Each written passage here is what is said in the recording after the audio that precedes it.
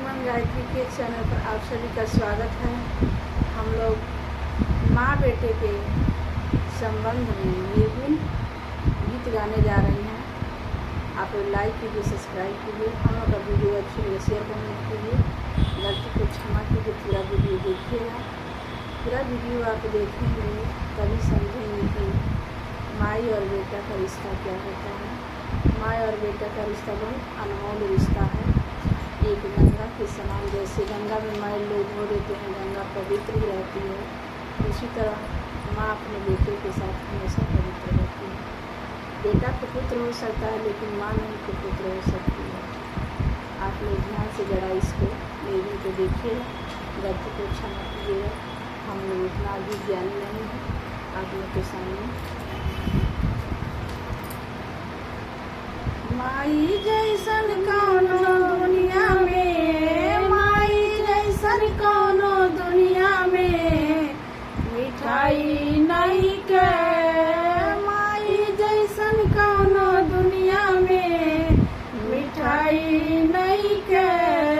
जे अभागा बाटे उनरे घर में माई नहीं के। जे अभागा बाटे उनरे घर में माई नहीं खे।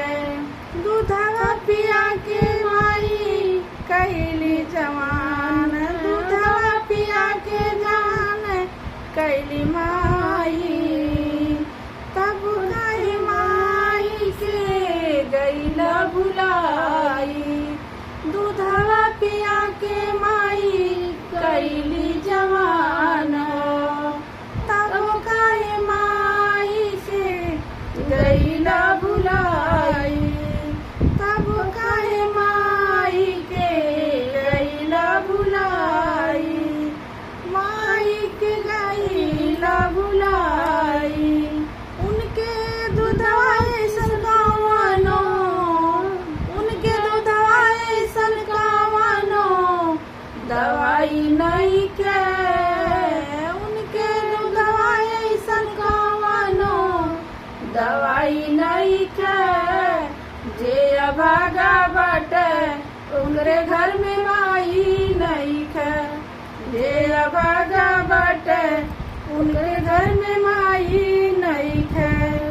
अचरा उड़ा के हरदम रखेली माई।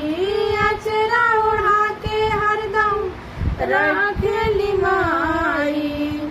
तुम्हारा के राखेली हरदम सीना से सटाई। तुम्हारा के राखेली हरदम सीना से सटाई। उनके अजरा खानी, उनके अजरा खानी कवनो रजाई नहीं खे। उनके अजरा खानी कवनो रजाई नहीं खे। जे अभागा बाटे उनके घर में माई नहीं खे। जे अभागा बाटे उनके घर में माई नहीं खे। करेली निहोरा माई हरदम भगवान से। करेली निहोरा माई हरदम भगवान से। बेटा के माने माई बड़ी के अपने जान से।